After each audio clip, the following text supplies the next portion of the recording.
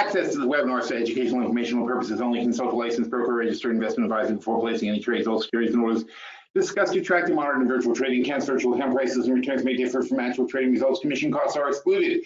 Neither philstockworld.com, PSW, nor its affiliates nor any of their respective offices, personnel, representatives, agents, or independent contractors in such capacities, licensed financial advisors, registered investment advisors, registered broker dealers. Nothing in today's webinar, website, or promotional material constitutes promotion, recommendation, solicitation, or offer of any particular investment, security, or transaction. Trading options involve risk.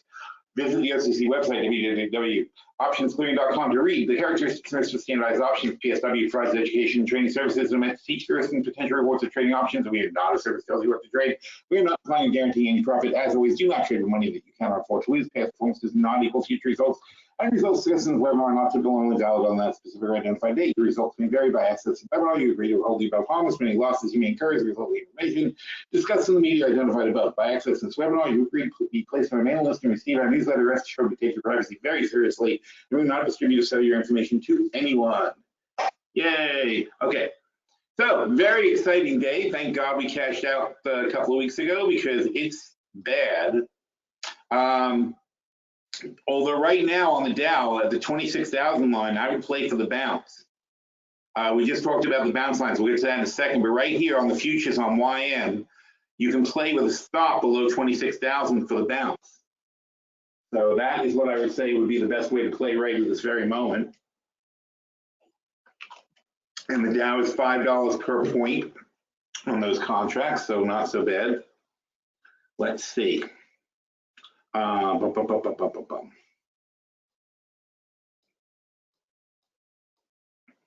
there we go.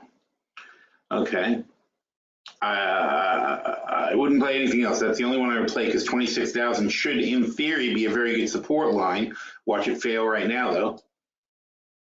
But if you can get in right here and put a tight stop on it, it's a good place to play for the bounce. But if it doesn't hold that line, then just forget about it because who knows when we're going to start falling. All right, but just hit 26,000 on the dot, and now we're hopefully heading up a little bit. I mean, that's 60 bucks right there in 10 seconds. So, I mean, it's not bad. We'll see how it goes, though. But that's just a quick way to play, and that's what you want to do when the market is collapsing. What the heck? Oh, I see. I'm gonna move this all the way in here. That's better. Okay. Anyway, so when the market's in free fall, you just want to look like a major support line and try to just play off of that. And then if it fails, get right out and wait for the next major support line to show up, and hopefully that one will bounce. Like 52.50 here on oil is another one you can play. You know what I'm saying? Just for the bounce. And how much is a bounce? Well, if it fell from 27,000 to 26,000, well, that's easy. That's a 1,000-point drop. And so therefore, the bounces would be 20% retraces of that. So 200-point bounce. So you're looking at a weak bounce would be 26,200. If it bounces here, doesn't mean it's going to bounce there, but if you even just get a weak bounce, you're talking about 200 points. That's 1,000 per contract. I would obviously take that line seriously. It's a little shy of 200 points, but it's 26,178. So I'd ride it up to there. It'd be like probably an $850 profit at that point. So certainly, I think it's worth losing, $25. Say you will give it 5 points below. I would risk $25 to make $800 on that trade. That's not hard. So meanwhile, the markets have been pretty beaten up, and we were just talking about that in the chat room. If I can find that, log in. We were just talking about the balance line, so we should get back to it. Of course, we fell more since we were talking about the bounce lines, but what can you do? Not those. Here you go. So we were looking for 26,325. This was earlier before it fell further, but 26,325 and 87.75 and 76.53 and 1,500 were the bounces we were looking for. This is crushed now because now you're down 1,540 to 1,470 is 70 points. So figure a 15-point bounce from 1,470 would be 85 now, and for still 1,500. So what was the weak bounces were now, these would now be the strong bounce lines. So until we hit those numbers that were there posted at, there's a long ass comment. All right. At 11:26. You know, you guys, I don't know if you guys realize. Aye.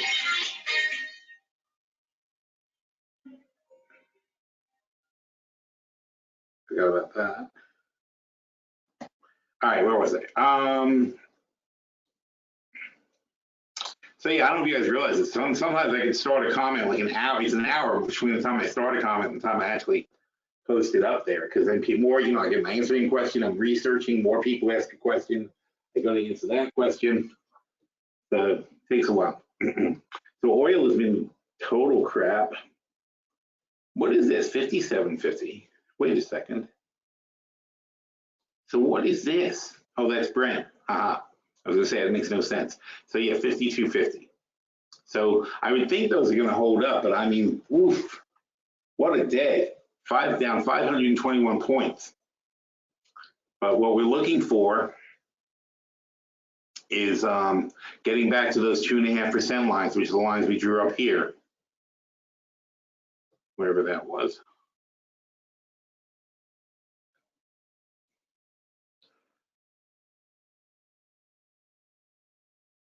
So these are actually the 2.5% lines. So we've gone, now this is for 2 days, not for the 1 day, but for 2 days, we're down more than 2.5%. In fact,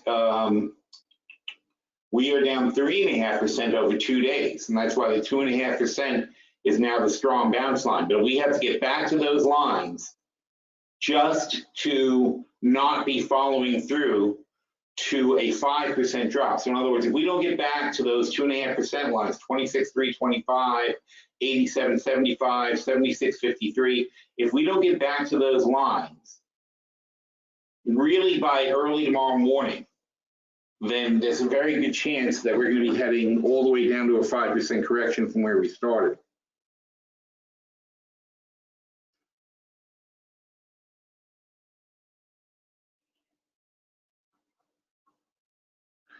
All right, so we will see what happens.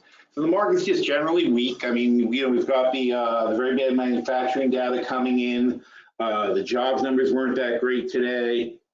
None of the data's been great. It's the same stuff we've been talking about for weeks. That's why we cashed out. And I talked about that extensively, but we'll take a look at the portfolios. So I did a portfolio review summary just this morning, in fact, early this morning. So I had a long day. So here that is. And let's take a look at the ones we decided with keepers and see how they've been doing, you know, considering. See if we had a good nose for that. So, you know, we closed out our portfolios. This is back on really about the mid, you know, by the 20th. The 20th was expiration day. So into the week of the 20th, we, you know, shut down the portfolios because it just wasn't worth risking these great gains, you know, knowing that this was ahead of us. Not knowing, but, you know, I mean, I had a feeling that we were going to have a pretty good sized correction. And this isn't even it. This is only, so far, 3.5%. I'm looking for a 10% correction or more. So, and all it is a rational acceptance of all the crap that's going on. And that was before we knew Trump was being impeached. I mean, obviously we felt he was going to be, you know, we figured he'd be either impeached or voted out of office. But I'll tell you one thing I hadn't thought of. I was like, my poor Northern Dynasty, NAK. Are they going to show up on this chart? NAK. Yeah. I forgot. I didn't think about that. If Trump is impeached or even loses the election, these guys are never going to be allowed to build this mine. They have the mineral rights to the largest gold mine in North America. And it's not just gold, it's molybdenum or whatever however you pronounce that. Is another good rare earth, and they've got silver and they've got copper, huge amounts of copper too. All mineable in North America, up in Alaska. And it's gigantic, but the problem is that the place where it is sort of it abuts a river where a huge amount of, like probably half the commercial salmon in Alaska swim there. the EPA has said on various occasions, like there is no, I'm sorry, the pre-Trump EPA has said on various occasions, like there is no conceivable way you can build a mining operation where you can guarantee, you can try, but you can't guarantee that you will not contaminate the rivers here. And if you contaminate these rivers, you will destroy billions of dollars worth of commercial fishing. Not only that though, but I mean literally, wipe out like a huge portion of our salmon stock, which is already depleted from overfishing. So, conceivably you could actually, this could cause the extinction of salmon, letting these guys open this mine. Nonetheless, we were playing it bullish because, Trump came in office and we were like, well, this is here's a guy who's going to get things done for the, he doesn't care about killing off some fish to get some gold. So we were right, and it went, and it's been fun for us as like a little roller coaster, whether they get approval or not. But the bottom line is, though, now with if Elizabeth Warren is president, there's no way in hell these guys are ever going to get approved. I mean, with any real president, with a non-corrupt EPA, this would never be allowed to go through. But that hasn't been the case for the last couple of years, so it's been fun to play. But we may have to give up on these guys. It was just a fun play. We bought it down. We bought it. I think we started $1. We doubled down. Our net's around 50, 60. We took some off the table on the last spike, so we're good on this. But there's no point in holding it anymore. I've lost faith. Now it's a way more long shot than it used to be. It was even a long shot, even with the Trump EPA. It was a long shot because it's just it's egregious. And you have this salmon industry isn't a nothing industry, and they're fighting this tooth and nail. And so you can have lobbyists and you can be a big gold mining consortium, but it only benefits the one company. So it's really one company and their lobbyists fighting against the entire salmon fishing industry up in Alaska. And so even though you have a business friendly EPA, the question is what business are you going to be friendly to? That's why it's still a coin flip. But they were making progress. They were making headway. But I don't think that into the election that Trump can push this now, even if he wants to. And then after the election, the whole EPA is going to get thrown out and replaced with people who actually, protect the environment. It's called the Environmental Protection Agency. It's not, and it's become the Environmental Screw Them Agency. So we'll see what happens, but it's a real mess up there. But anyway, so I don't know why. So why did it start talking about NAK? I forgot. And where did that come up? We were doing the portfolio review. I got totally sidetracked. Where was that? Was it here? Oh yeah. Okay, great. All right. Anyway. Oh, I know what it was. It was that because of the impeachment. There you go. See, one of the reasons it's good to sell to cash out completely is because it's not just about a dip in the market. It's a dip in the market, and then when we come back from the dip, the situation, it could be totally changed from where it was. And it will be, because if you say, if you look at this and think, oh, Trump cannot win next year, there's no way that he's getting reelected. Will Pence be elected? Will Pence be the president? Even if Trump is still president, he's not going to win. If Pence is president, he's probably not going to win either, because Pence is way creepy and not dynamic and not the kind of guy you want campaigning. And other than that, the Republicans have to split the ticket to run and have a runoff to see who's going to run against the Democratic people, and the Democrats will be pretty settled on Warren by then, and she can make mishmash out of any of these people. So anyway, so assuming Warren gets in, you have a complete 180-degree flip of everything that's been happening for the last 4 years. You're going to have increased corporate taxes. I mean, increased corporate taxes, increased environmental protection. You're going to have a multi-trillion-dollar program put into a place to start doing something about global warming. It's not going to be a hugely beneficial thing for the economy, but there'll be things that are necessary that have to be done. And there will be infrastructure spending. I mean, things that are not bad. It's certainly not going to lower our debts or anything like that. We're going to have to spend a ton of money to fix things. because Trump's done nothing for infrastructure. It's still like been neglected for years and years and years.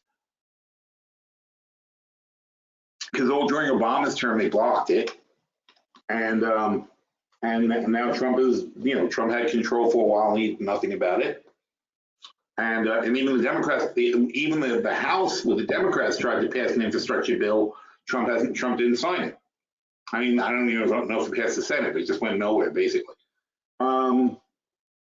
So things are very, very, very different now. That's the bottom line. Just like in 2010 when Obama was elected, I did my 2010 outlook, which I just mentioned the other day with a link, and I forgot where it was. But I did my 2010 outlook, and in my 2010 outlook, we talked about how the healthcare stocks. Let me see if I can find that. Home. Did I talk about it Monday? Monday.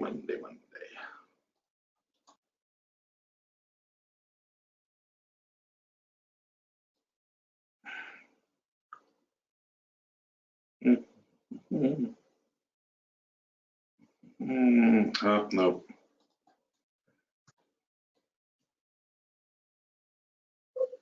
Nope. All right, let's try this trick. Still stock world, 2010 outlook, tale of two economies. Now this is just when we were getting rid of Bush and putting in Obama. And I wrote this in December of 2010, so we're waiting for Obama to be sworn in. And I talked about the disparity, the income disparity, and so on and so forth. It was the stuff that's currently wrecking the country. I was talking about it back then. Wealth inequality, the bottom 99%, blah, blah, blah, all those things that were important. Anyway, so we were talking about what will actually happen. Everybody's freaking out. This is pre-Obamacare, but they were obviously talking about it already. And everybody's freaking out about the effect on the industries. And I said, well, look, I mean, there were 40 million people who were not on health, who did not have health care in this country. And I talked about how those are all new customers for a lot of these businesses. So we picked a whole bunch of companies that would benefit from this stuff. And we talked about, where was it? Oh, I see, I'm sorry, up here. So we had IHI we liked, and that was an ETF for medical equipment, and ISRG, MDT, TMO, BSX, so a lot of these stocks are still going to do well because now we're going back to Obamacare or back to some kind of universal health care. A lot of these stocks are still going to be good. That's why I mentioned it on Monday. These are things you want to kind of revisit. But the point is, you're talking about a massive reversal. You're talking about Elizabeth Warren coming in and doing almost the exact opposite of everything Trump has been doing. So it's going to be very strange and you can't assume that the same portfolio we ran 2 years ago when Trump was coming in, when Trump was just starting in office. How would that compare? You don't want to pick the same stocks in the same companies. You have totally different goals and different growth areas and different areas of interest. And also you have to deal with the environment where corporate taxes are now going to start going back up. That means corporate profits are going to start going back down. Workers' wages are probably going to get pushed up more. So it's good for like dollar stores. It's good for Walmart. It's good for Target. It's good for places where consumers spend money. Although on the other hand, Walmart's going to have a wage increase issue. But it's going to be bad for some of the larger monopoly companies. It's going to be bad for the energy industry. They're going to get regulated. It's going to be very bad for coal. It's going to be a mixed bag for healthcare.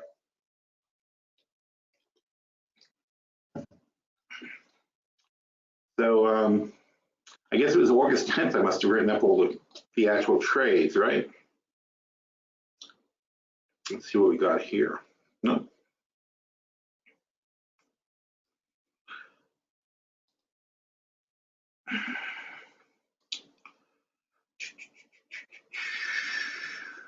Oh, well, I don't know where I must have written up the actual trades at a different point. So because there's no like trade ideas right here, but I know we had them somewhere. I don't remember where they actually ended up. Anyway, doesn't matter. It's 10 years ago. It's crazy, huh?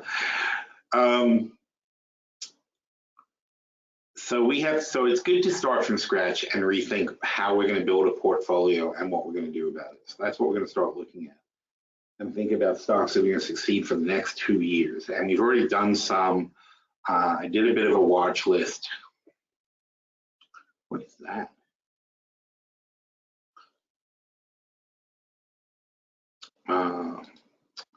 Was it last week or this week? WAT. Watch. Nope. I'd say must have been last week that we did the watch list. So I can do this. WordPress.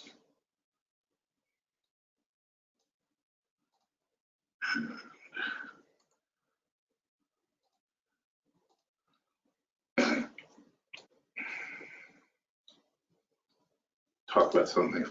Now also, and again, because we don't think the economy is going to be all that strong, we're going to not be playing aggressively like we did last time around. We're going to play much more conservatively. We're going to play to just be in the money, basically.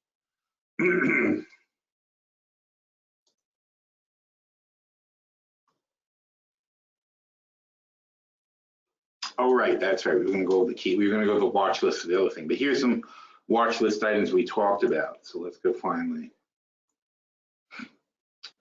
watch list.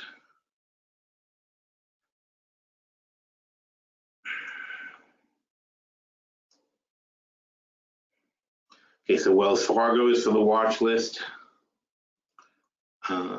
Nothing else here. Wow. I know I made a list of like 10 different things for the watch list. I don't know when I did that. That's okay, because we'll look at the keepers. It's kind of a similar concept, but I wanted to show you what the watch list plays were. Gotta wait for that little thing to stop spinning so I know it's ready. Otherwise, if I do a search, it only searches the things that's loaded so far.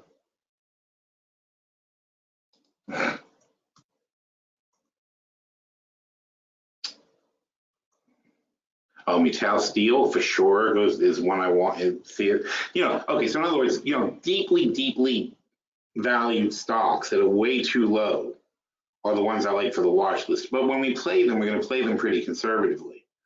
I talked a little bit about Metal here.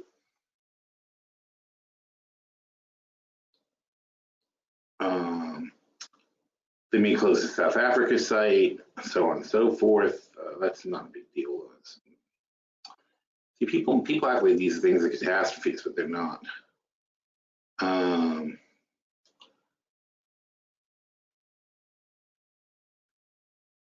Oh, here they are. Okay, great.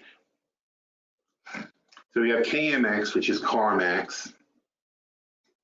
And I like those guys. We have GameStop. Oh, that's all. And then I said others for the watch list. So I like State Street. No, I'm sorry, I like BBT. And Hope Navy made a comeback. I said Lennar should do good, and Lennar's already popping. Travelers Insurance, I like them. And again, we like them. Not a watch list doesn't mean we're going out and buying them now. It means we want to watch them because we expect them to come down. But when they come down, we want them. So Valero, so they didn't necessarily have to be low in the channel because we just expect them to get lower and then we'll get into it. So Valero, Wells Fargo, Goldman Sachs, URI, United Rental, these are all, and see how they're all coming down nicely. So they're all going to get in the zone where we kind of want to buy them. But we're not in a hurry. We're going to go through and even though they do get to a good point, we still want to go through earnings and see what their outlook is and so on and so forth. But then once we see what their outlook is, and not just because they say a number. This is, again, there's so many bad analysts in the world. Like the vast majority of analysts suck. In fact, this is the reason I started Phil's Stock World. I first had just a blog, and tons of people were on the blog and whatever. But I used to subscribe to all these different services, and And what I realized is these analysts are like terrible. They have no idea what they're talking about, and they're lazy, and they don't do a good job. They don't look into things well.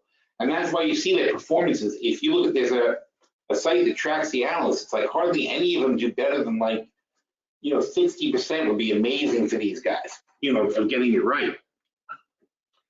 And the problem is they don't really value a company properly. They're all very lazy. They tend to use very superficial information and so on and so forth.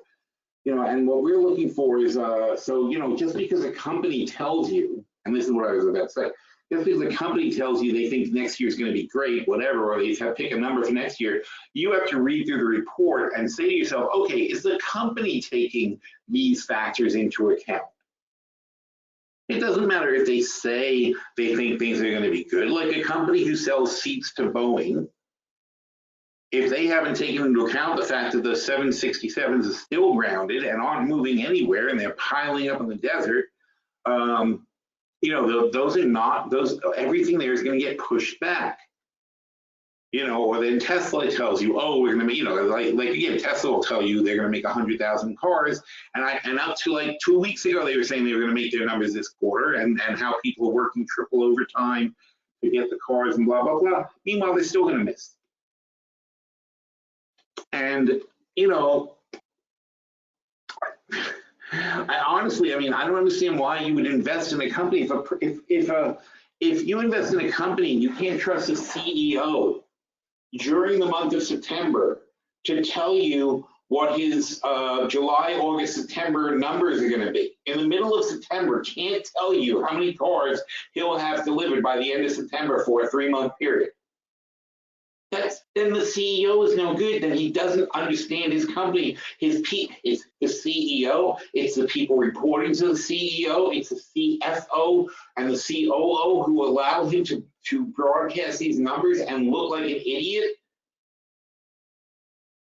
All right, because when I had the biggest company I had was AccuSearch, as far as like numbers of people and whatever.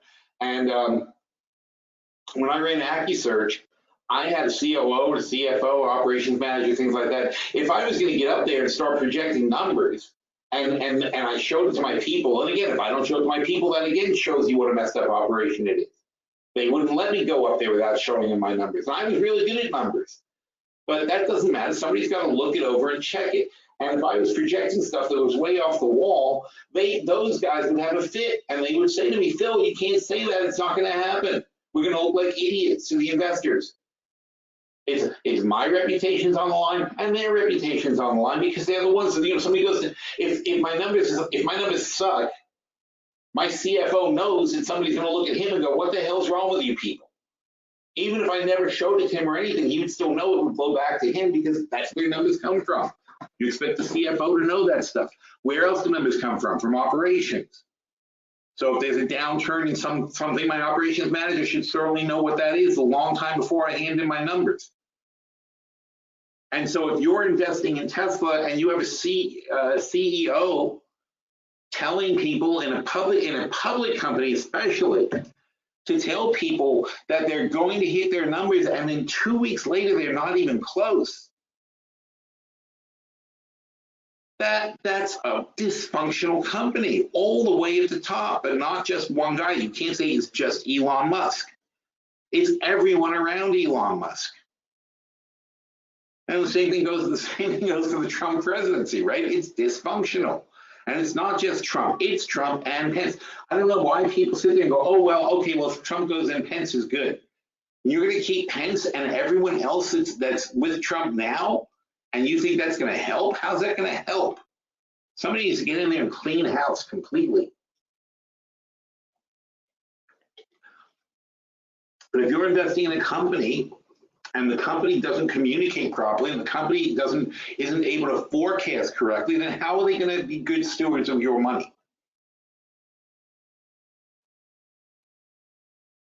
So if you're not hitting numbers, you have to know you're not hitting numbers.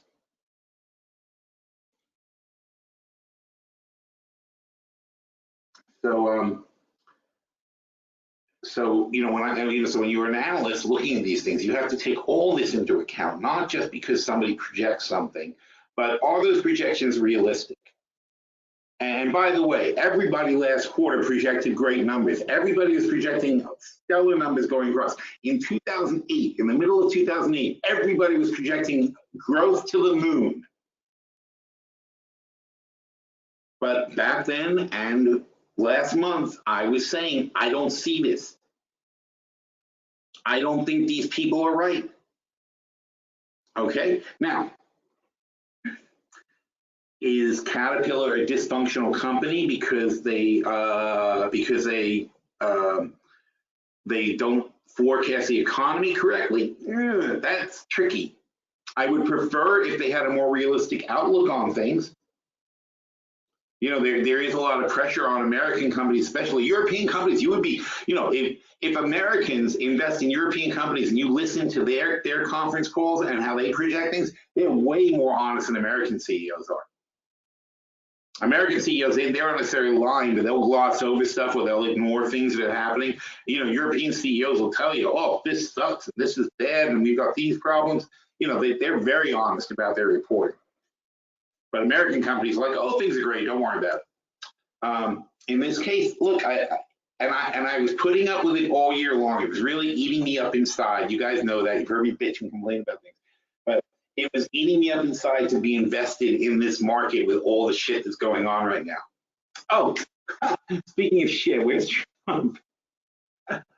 Where is he? Come here, bye. You guys got to see this. I don't know if you heard about this. Where is search? Did Twitter change their thing again? Search. They put it back where it used to be. How nice. Oh, and there you are. I was hating the new place they put it. Here you go. Look. The do-nothing Democrats should be focused on building up our country, not wasting everyone's time and energy on bullshit. Bullshit, says the President of the United States.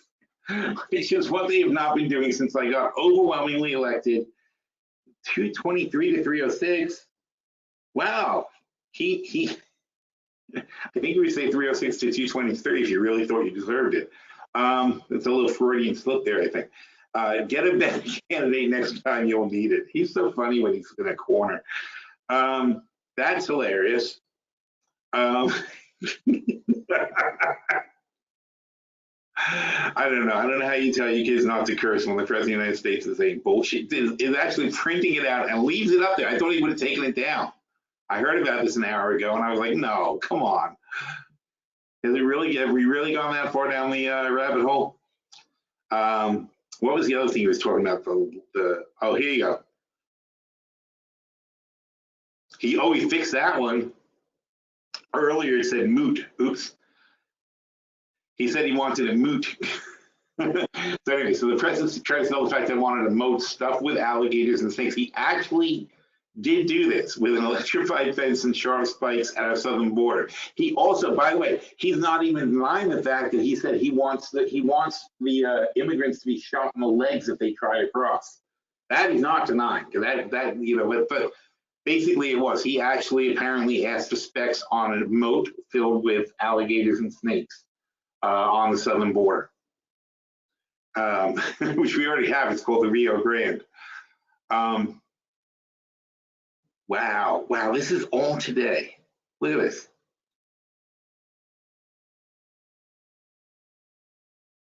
All today. Anyway, it's so crazy. Where was I? Oh yeah, so if we don't have this guy, so replace that with Nancy Pelosi, with what's her face? Elizabeth Warren's picture.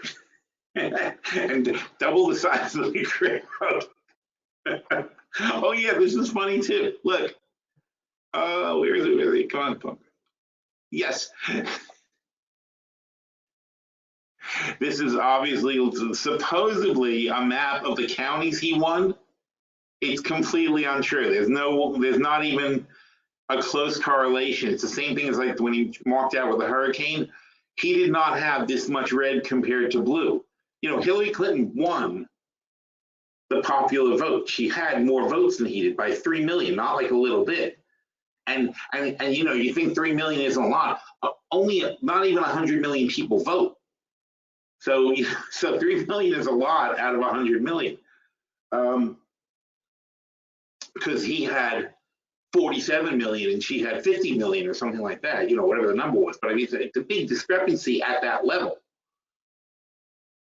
And it's actually a 6% difference in the amount of votes for the way it was split. So he, you know, he very, very, very much lost the popular vote. But he's making it look like he's overwhelmingly supported, blah, blah, blah. Anyway, at this point, more people want to impeach Donald Trump now than they did after the Watergate trials started. So when the Watergate hearings came up, so after impeachment began, and all of Nixon's crimes came out and the tapes came out, more people right now want to impeach Donald Trump than wanted to impeach Nixon at the time. You know, it got worse for Nixon pretty fast, but it's bad for Trump already. And apparently, this is what they said on CNBC, which is pretty pro-Trump. And they said only 1/3 of the Republicans are voting for impeachment in the latest poll. But that's not good. He's lost 1/3 of his base, and his base is barely 50%. And so 1/3 of 50 is, let's say, 15. So now that means that, and you know the Democrats where they stand. So you're talking about something like only 35% left who don't want to impeach him. And if that starts getting reflected in the Senate, where 2/3 are needed to impeach him, you could actually get this guy impeached. He may actually get thrown out of office before before the election. So this is crazy, and we have to take all this into account when we're thinking about what we're going to invest in. All right, nobody has any questions, so we will get back to what were we going to get back to? Oh yeah, oh no, it's not there.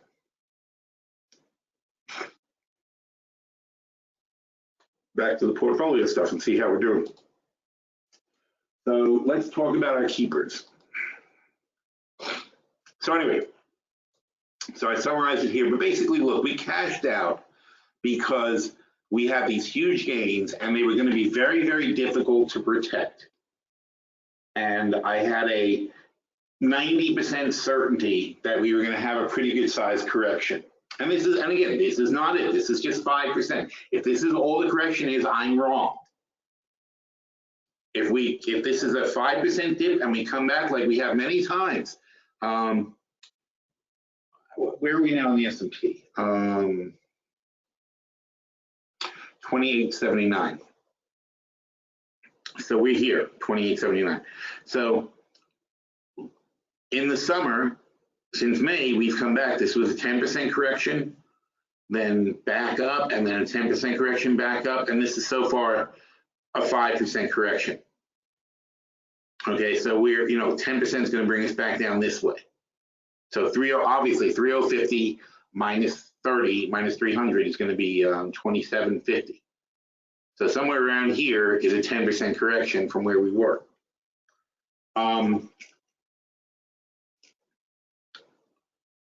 That is what I expect. That's what I'm expecting, but possibly 20%, which is another 300. So 2750, 24. Holy crap. Oh, I'm sorry. 2750 is way down here.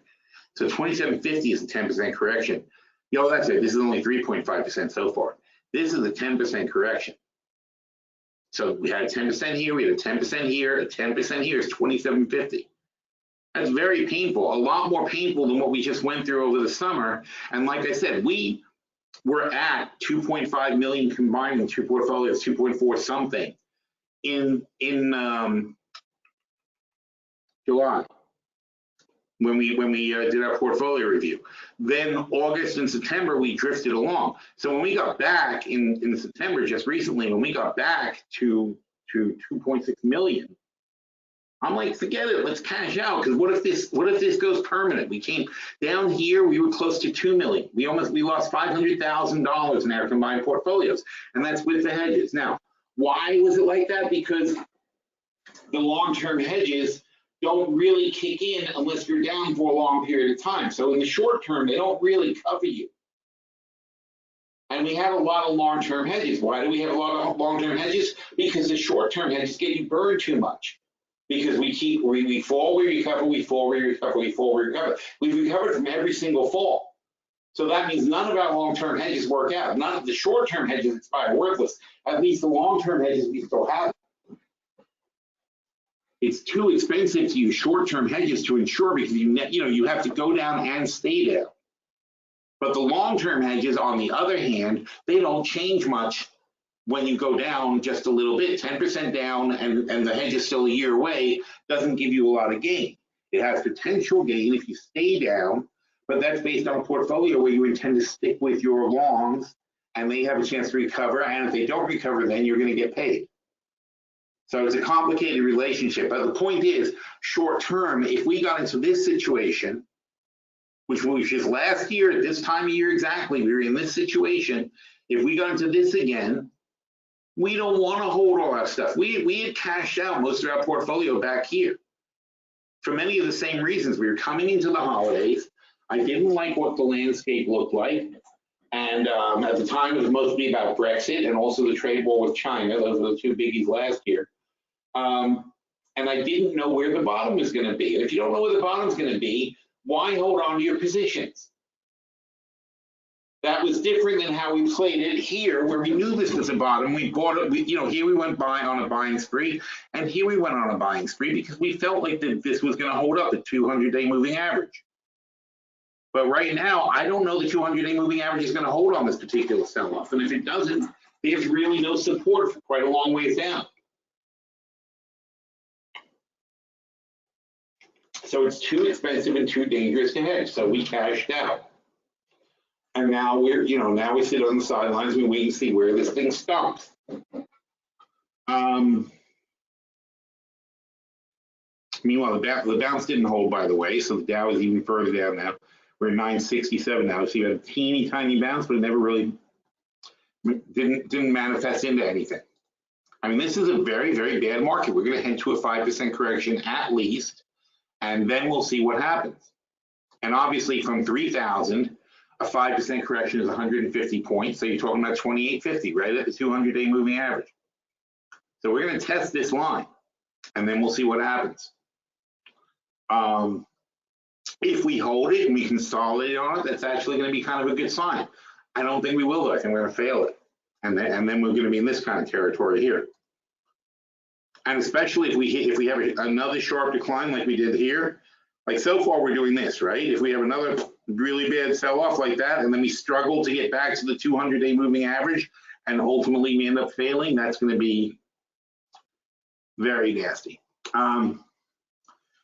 So rather than scrambling just to try to stay where we are, it's like just get out and wait and see what happens. That's a very simple strategy.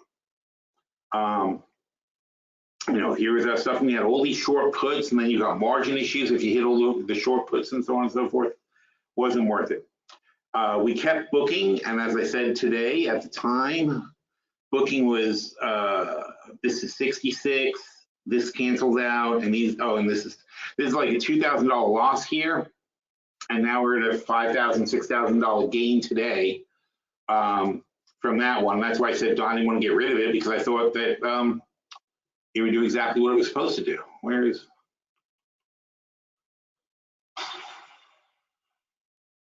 Futures, no. All right. Oh, actually, that is an updated chart. So at the time in mid-September, it was up here, and now it's down here, and it's not complicated. And I know I say that a lot. Let's go back to home, Bill Stock World.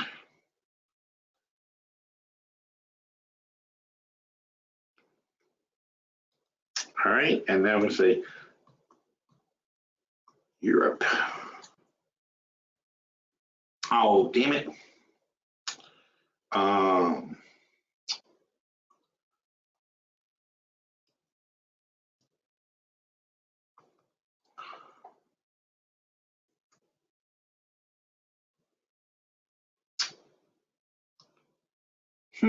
That's weird. All right, anyway, take my word for it. I can't show you the article, so I don't know where it is. I thought I copied it over. I was going to say there's a couple of things going on in the air travel. Number one, of course, is obviously the trade war with China. Less Chinese people are traveling, therefore, you assume Booking.com, used to be called Priceline, would have, they've already got massive penetration in Asia. Therefore, if Asia is slowing down, that should hurt them. They also have massive penetration in Europe. And in Europe, there's a different issue. Aside from the economy slowing in Europe, also, what's the word? Also, they're concerned now that like that girl, the environmental girl who came to speak to the UN, she sailed. She took a sailing ship from Europe to get here. There's now a movement to preserve the environment, that airline travel is a tremendous source of pollution. And they're sort of shaming people and saying, is that trip really necessary? Do you need to fly in a jet plane instead of taking a train? Now, most of Europe is connected by train, and it's not actually even that inconvenient to get on a train. In fact, a lot of times it's more convenient to just take a train than take a plane. We don't have that kind of mass transit in America, so if you want to go more than 4 hours, you're pretty much stuck having to get on a plane. But that also comes into play. Another trend I see in travel, though, is the hotels and even the airlines are really strongly encouraging their people to book online, offering better fares, better deals, this and that, guaranteeing prices. So if you know, and Marriott, by the way, it's another reason. Marriott combined with Sheraton, and they now own 60% of the hotels. And obviously, they're doing whatever they can to squeeze the travel agents, the booking companies, out of their business. They don't want to be handing over 10%, 15% commissions for the bookings. So that's what this Bonvoy thing is. You probably heard about it. Marriott's pushing it very hard, and it's guaranteed lowest prices, guaranteed best rooms, bonuses, little things that you get. Lots and lots of benefits for going with Marriott and going through it and going directly to their site. And their site is actually very good and very easy to book with. So they're trying to take that away from Priceline. Then you've got Uber replacing the rented cars. It used to be a significant portion of their business. And you've got companies like Turo replacing the rented cars too, which is where you rent cars from regular people. And again, these things aren't really big in America, but in Europe they love that kind of stuff. They love renting a car from a person. They love renting, doing things like that. It's more of a thing there than it is here. They love Airbnb. They like to stay in people's houses instead of hotels. That again, Airbnb is also hurting travel agency business. Except that now they're starting to, the hotels are starting to put the travel sites are starting to put Airbnb on their thing. Anyway, lots of reasons I saw that Booking.com would deteriorate a little bit. So that's why we stuck with that one. There's a lot of words to tell you that. Chipotle, in our hedge fund, we have it, but here we didn't have enough of a position worth protecting, so we got out. And we got out of everything else. The only position we kept was the Booking position. In a long-term portfolio, what do we like? Harmony, I said they're dead, so there's no point. What's the point of getting for $576? I'd rather keep the stock as a collector's item. They did pop up a little bit, but I mean, nothing to brag about. HMNY. Oh well, look at that, almost 0.5%. But they popped up to almost a penny last week, so you never know.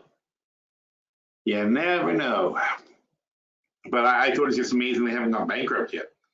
NAK, I said, was a keeper, very speculative. Now I forgot about, well, this is before we knew about the impeachment. Now I'm changing my tune on that one, though. It was 59, it's still the same price, 64. When it popped up, it would have been a good time to take some off the table.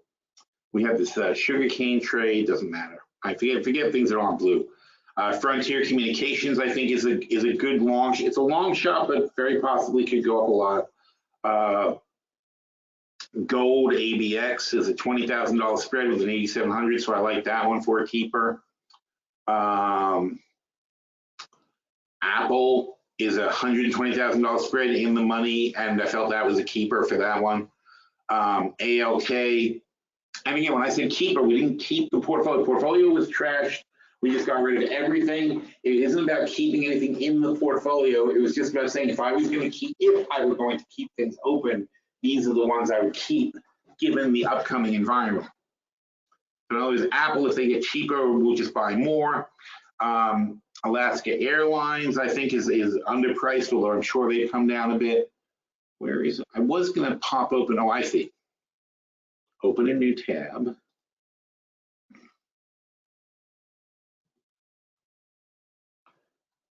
Oh, that's Apple is doing fine so far. ALK, they've come down a bit.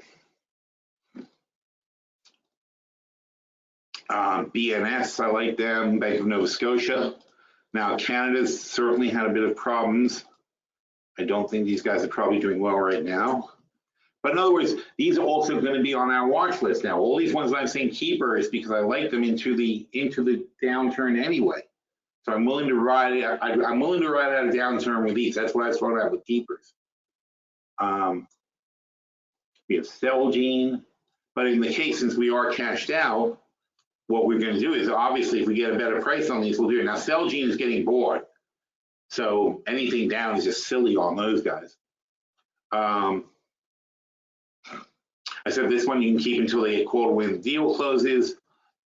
And I said we should have sold 100,000 more puts when they dip below 88 in July. CLS, if we ever get a China deal, you know what? It's hard to get a read on this. I'm not liking what I hear on this China thing, and nobody is apparently, because here's Cleveland Cliffs is down and down. I'm not liking the chatter I hear on China. And I bet if you look at copper futures, okay, well, you don't need two of those. We look at copper. Copper is pretty low also, and that also is a sort of a pulse of how people perceive the China deal, because copper is a very, very important item in China. CPRI just got whacked, as did all the luxury stocks. And that's because Hong Kong is Chinese tourism to Hong Kong has completely died. Anybody going to Hong Kong, this has been going on for almost 4 months now, this Hong Kong protest stuff. It's getting worse and worse.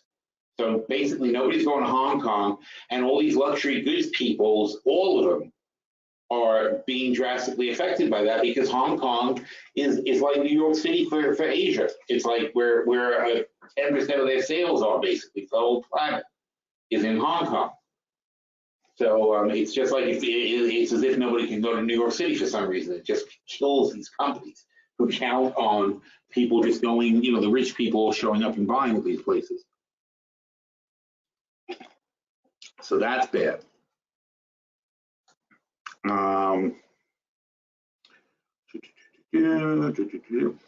See, and again, this is why I like to cash out instead of arbitrarily keeping these things. We have more information now. We're seeing some things more clearly. So now CPRI, although I said keeper, now I'm like, yeah, I don't think it's even on our watch. It's not. It'll be on our watch list, but given the situation, it's not one I would jump right on.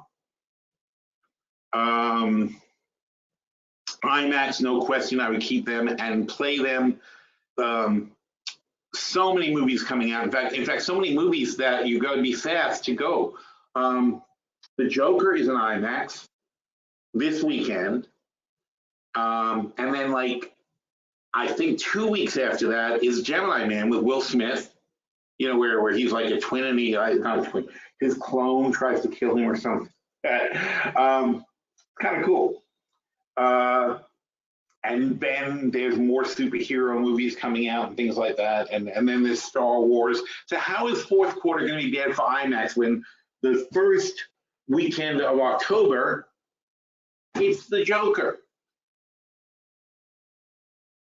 That's going to get a lot of people. People love that Batman crap. That's going to get a lot of people. Will Smith in box office, he's going to get a lot of people. And again, like I said, obviously Star Wars, but there's like several things in between also that are going to be big box office. So they're going to have a great fourth quarter, and this is silly. Now, of course, the slowdown in China and things like that, but I think people still go to the movies. I think that's one of the later things people give up.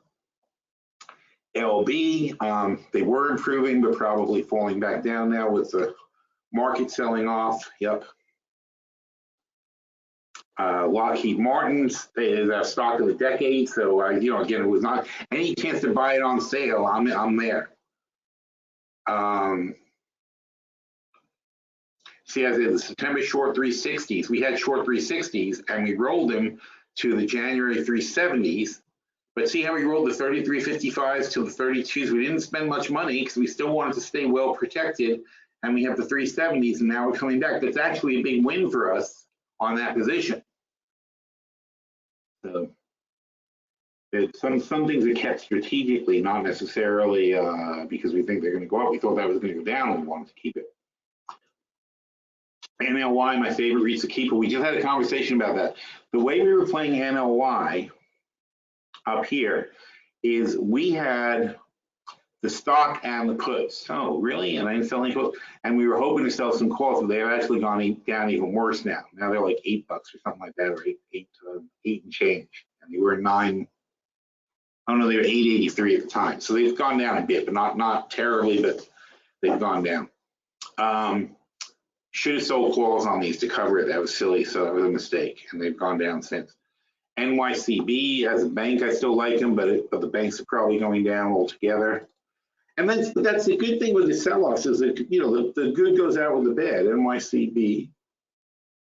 Oh, they're holding up well actually. Dave and Buster's, nope. RH, as you can see, very little effect on so far. SKX. It was weighing in the money. See now, and when I say keeper, it's a keeper because that position, SKX, was so deep in the money, it was unlikely to be hurt. And as you can see, we're keeping up on that. So, and so far, by the way. SunPower has come down. Look at that. It's a $40,000 spread, 25% of the money. But look how much it dropped off since I said that. Wow. Is this now in danger? It was a 7-12 spread, and they failed 12. Look at that, 7-12 spread, and they failed 12. Not that and again, not that I would hate the fact that I had it, because if you look at it now, we had 80 short $12 calls. They were 550. What are those? Those are the I know you guys can't see this probably, but those are the 2021 $12 calls. So I'm curious what they went to. SPWR.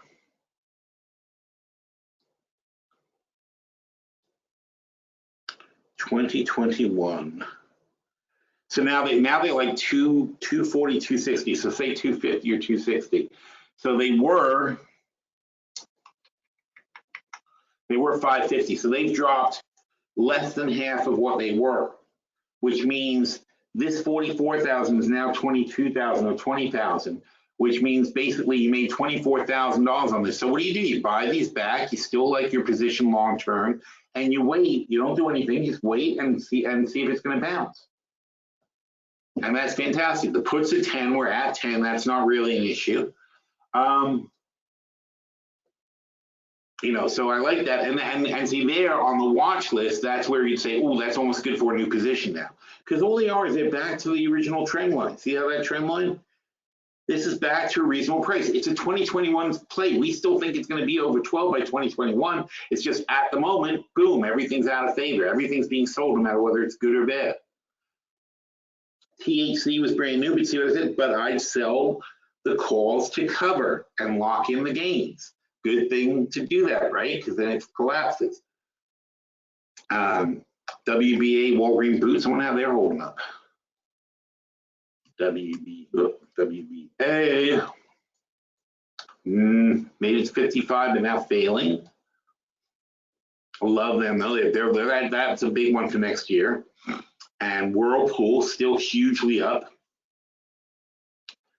And again, we were saying it's a China trade. I'm a little more worried now about China not coming to a deal than I was because, you know, with all this crap going on, I mean, you know, look, China is having economic troubles. We're having economic troubles. It'd be very easy for them all to get together and make a trade deal. But Trump has been a dick to Z. Z is getting shit in Hong Kong, and he kind of blames Donald Trump for people. You know, Trump makes Z look weak, and not because Trump beat him or anything, but just the fact that Trump disrespects him, doesn't treat him like an equal on the world stage.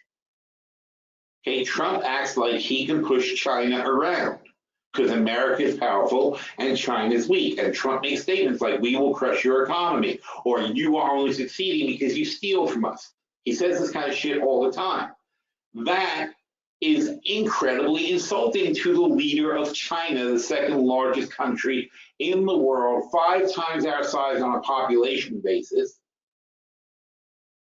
and basically about half our size economically, or maybe a bit more, depends on how you look at it. And there's a thing called economic parity, which, in other words, it doesn't matter that their GDP is half of ours. The fact is, though, everything costs half as much. So in what they call a purchasing power parity, you don't need to have American amounts of money to have the same lifestyle in China. So the per capita GDP adjusted for what they can actually afford is as good as America in China. Follow that? Like I was just talking, Gene from Hemp Book is going to Thailand, and we were, you get 30 baht, 30 Thai baht to $1, basically. Maybe 34, whatever. It's about 30 anyway. So $50, 50 baht. So because her kids were, her kids were going too, and they had some money, and they had a 50 baht note, and I was like, well, it's only like $1.75 or $1. It was like $1, whatever the hell, $1.60. So I said, well, it's only $1.60, and she's like, yeah, but you can get 2 meals there for that price.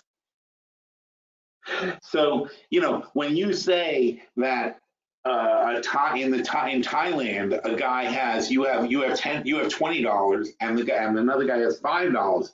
That guy with $5 in Thailand, or $5 or 1,500 baht, okay, he can buy more with his 1,500 baht. That's 5 of your dollars than you can with $20.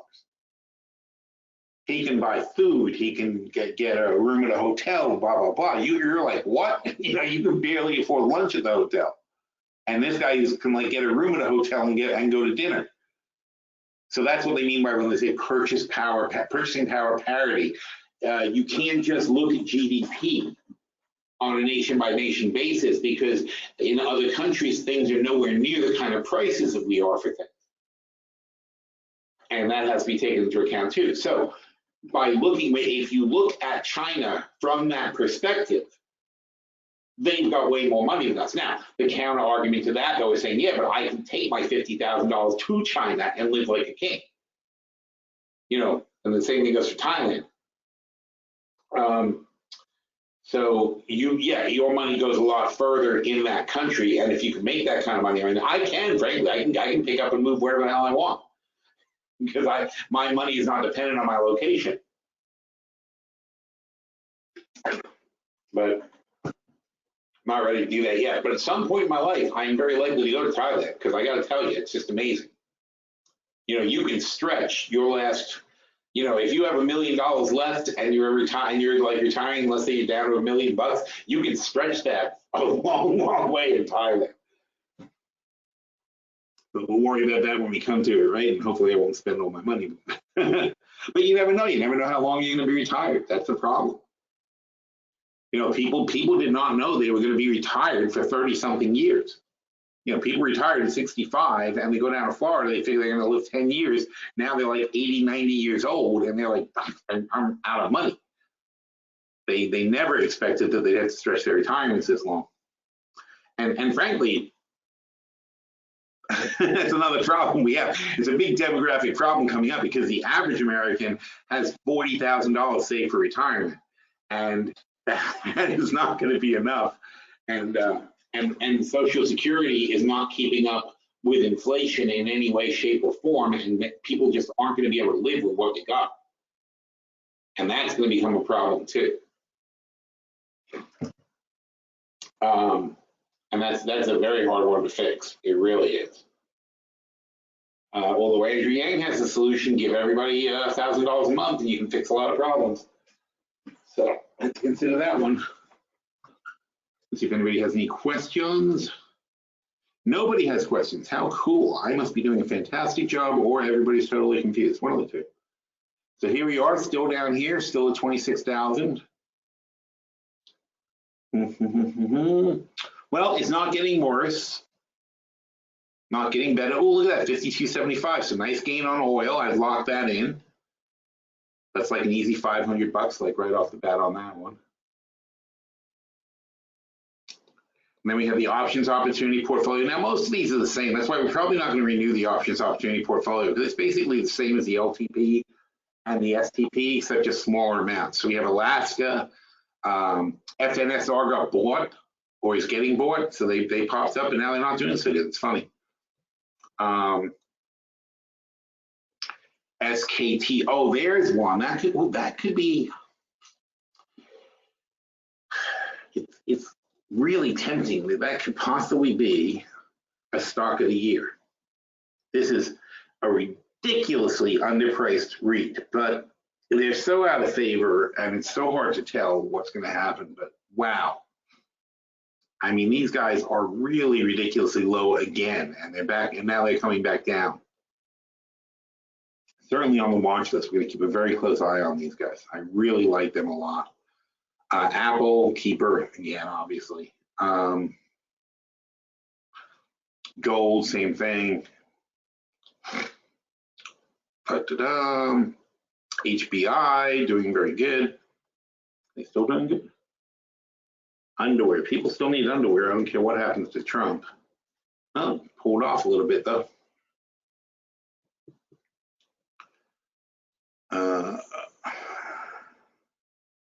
What is this, Intel? So Intel's a keeper. Oh, I see. That's not about Intel. What I don't, oh, Intel. I love them. I love them for the next decade. Nice profit. We can focus. We got out of Intel. Oh, I see. I said I'm never going to get to them, but I want to be clear. Oh, I see. In between the part 1 and part 2 of the OOP, in that comment section, I had also said this, and I thought it was important enough to include in this summary, post, that I said I want to be very clear that we're getting out of these portfolios. KHC, I think, is a little bit too low, and I like them for next year. Struggling though, still struggling. You know, so again, it's a matter of checking the earnings reports. And I say I'd like them for next year. That's pending what we see in Q3 earnings and what they predict for the end of the year and what they project into next year if we can get anything out of them. Micron, we're going to like them. Possible stock of the year candidate for next year. Very good.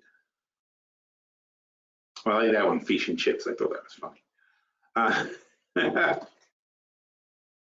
NAK and OIC, so it's basically repeating the long-term portfolio. Oh, Signet Jewelers, I love these guys. So I said keeper, and they're flatlining. His is a great price for these guys. And WBA, always a keeper.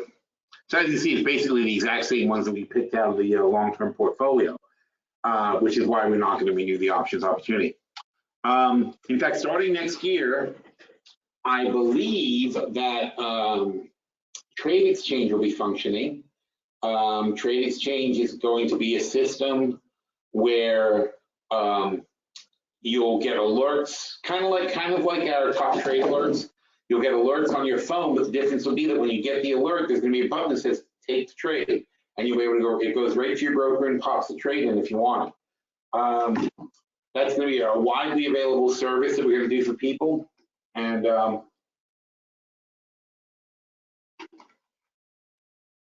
And I'll probably have a portfolio specifically dedicated to that. Of course, Money Talk is going to have a fit if I don't do a new Money Talk portfolio, so we're going to do that. We're keeping the hemp portfolio, the hemp Boca portfolio going. We're keeping the butterfly portfolio going, and we're going to have a new long-term and short-term portfolio. So I think that'll probably be our lineup for next year. And that's still back to a lot of portfolios.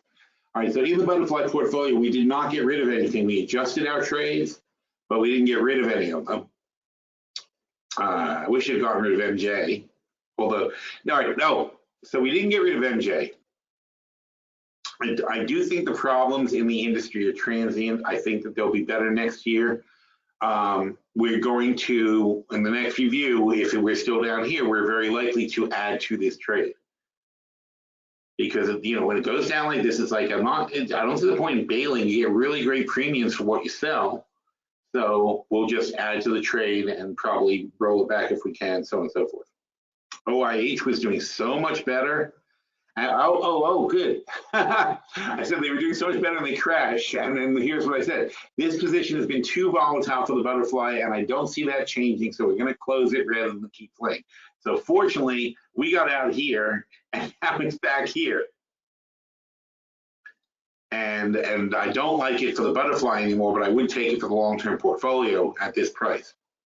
And Whirlpool, we know we like them long-term. Here's the Money Talk portfolio. We closed that one down completely. I think the only one I said was a keeper was IBM. So I wrote up this IBM concept up here. And that was that's it. If you're going to keep a trade, IBM would be the one to keep. And how's IBM doing at the moment? You know what? I saw Ginny Rometty, the CEO of IBM, talking, and she was super impressive. And I really like what they're doing. So yeah, IBM is definitely a keeper. Definitely going to be a trade next year in our portfolios. MU again, UNG. What did I say about UNG? It's a shame to let this go, but only net 17, so miles to go, and the spread is 100% in the money already. I'd keep that. And look how much it pulled back. So what was that spread? It was the 15.22 spread for January, not this January, a year from January, and then the $20 puts, and now we're back. So the $20 put, it's all still good. Yeah, it's all fine. It's a cyclical thing. That's a shame. Wheat and precious metals came down a lot, considering I don't think silver's come down that much. Metals, good convenient thing we're at. Metals, silver. I guess that was the tippy top spike, and now it's down, but not that much. Bit exaggerated for a pullback, I think. Anyway, still a strong, great thing. I even said unless it drops more than $5, and it dropped $4. That's pretty funny.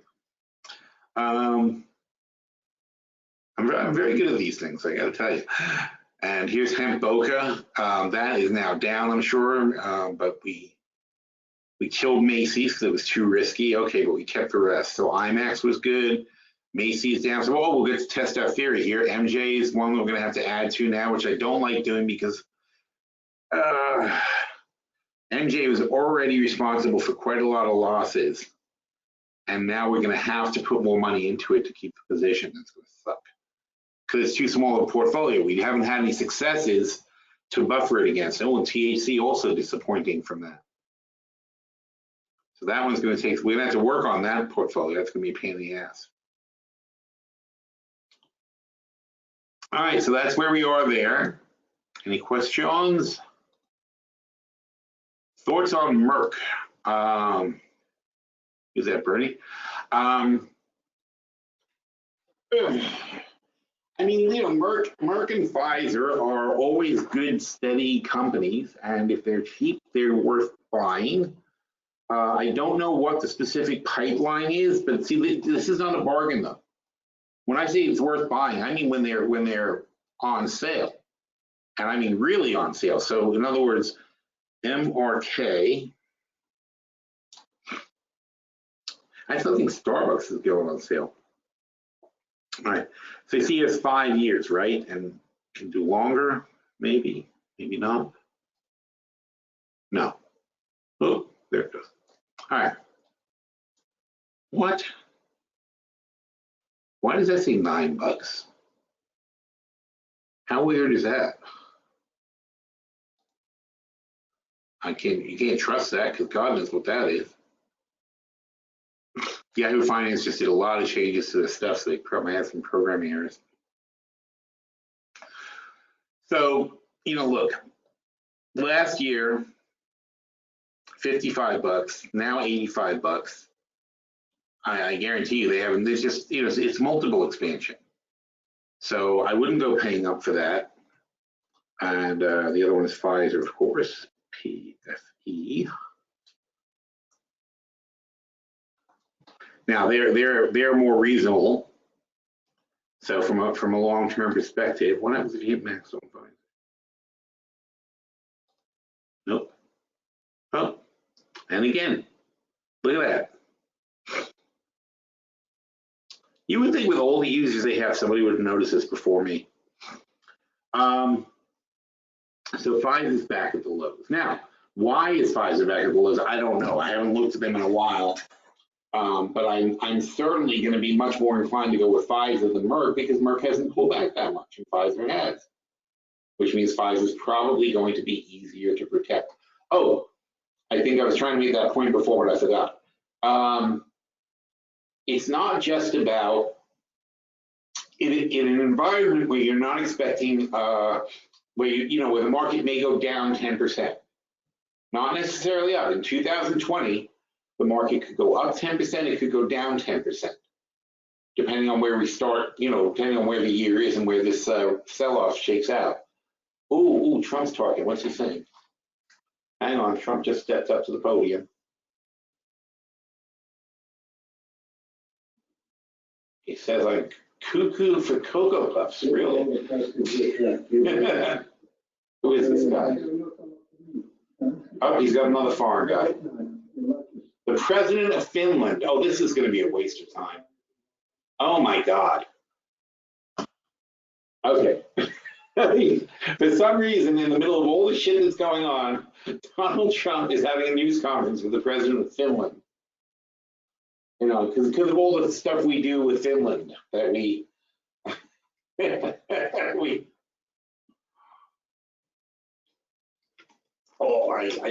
I'm blank. I can't even think of anything from Finland that we actually use or do. A perfectly nice country, I'm sure. It's got lovely fjords, but not sure what we're doing with Finland. I think there's a lot of stuff going on Trump should be worried about, except for that. Anywho, so yes, so since we don't know if the market's going to go up 10% or down 10% over the next 12 months or 24 months for that matter, we could have a couple of years of flat. And again, what is going to happen? Trump's going to stay in power, and the world will slowly, collapse. I'm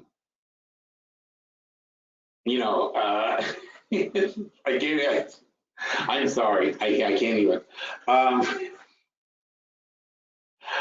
Anyway, all right, so Trump gets impeached. Let's be realistic. Trump gets impeached, and we're in chaos until the elections, and even after the elections, we'll be in chaos. Most likely, Elizabeth Warren takes over. Frankly, this is impeached or not, though, we're almost certainly, I'd say there's probably a 60 to 70% chance right now that we're looking at a Warren presidency in 2022. It's still a long way away, though. 2021. Sorry, starting in 2021. That's not that bad. All right, so I can't wait 2 years. So in 2021, Elizabeth Warren is sworn into office 1 year from now.